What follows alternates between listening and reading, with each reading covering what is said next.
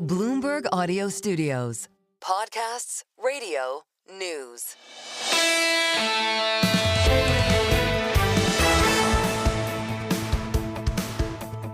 An extraordinary set of days. This is Single Best Idea with two of what could be 14 vignettes today.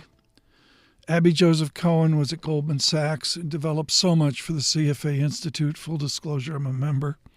She's now teaching at Columbia Business School.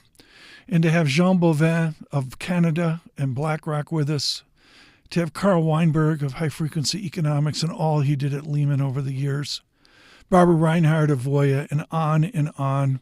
I thought David Gura was fascinating about what we would see tonight at the joint session of Congress. But Abby Joseph Cohen was piercing in her critique. I alluded to what Kevin Gordon of Schwab said, which is, well, this gets us back to the 1940s. Many people will say to the 1930s. Abby Joseph Cohen disagrees. It's not going back to the 1930s.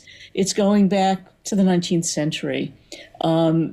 Tariff-based economy is something that didn't work then, didn't work in the 1930s, and I think it's very dangerous. You have had other guests on who have talked about quantifying the impact, which will be very substantial if, in fact, these tariffs hold. And it's not just the U.S. tariffs on our best neighbors and best trading partners, but also what they decide to do. I'll use the word to reciprocate, but this is a very difficult situation, obviously.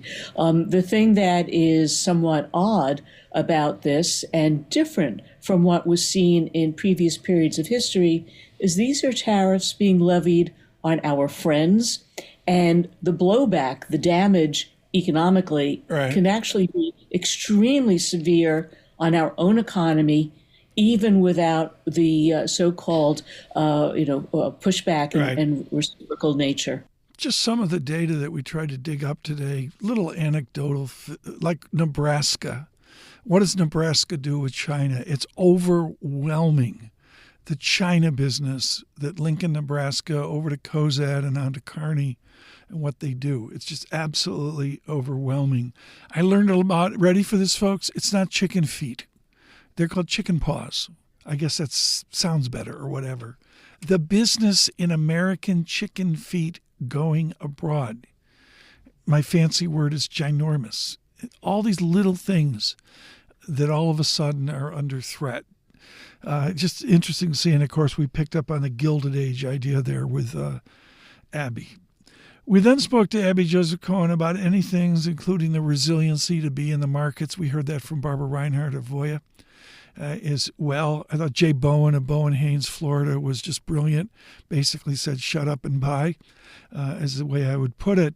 But there wasn't enough talk about the Fed. Here's Abby Joseph Cohen on the Fed and Jerome Powell. Mr. Powell and the other members of the FOMC need to be doing what they have been doing, and that is to focus on the data and to keep in mind the dual mandate of inflation, but also employment. And one of the things that has been terrific throughout the Biden administration has been this ongoing creation of jobs and then the increase in the average wage adjusted for inflation for the American family. They will be watching at the Fed whether that good news continues. If we see an erosion in the labor markets, if we see an erosion in wages adjusted for inflation, I think at that point they're going to need to adjust the policy and provide some stimulus to basically offset some of these policy decisions coming out of the White House. Abby Joseph Cohen, the Columbia Business School. We will continue to work on these set of stories now as the president speaks tonight. The joint session, of course, will be with you tomorrow to pick up the pieces. On your commute across the nation on Apple CarPlay, Android Auto, good morning on Sirius XM Channel 121. Across the corridor from 92.9 FM Boston to 99.1 in Washington. On YouTube, subscribe to Bloomberg Podcasts, and I must say good evening to all listening in India. On YouTube Podcasts, this is Single Best Idea.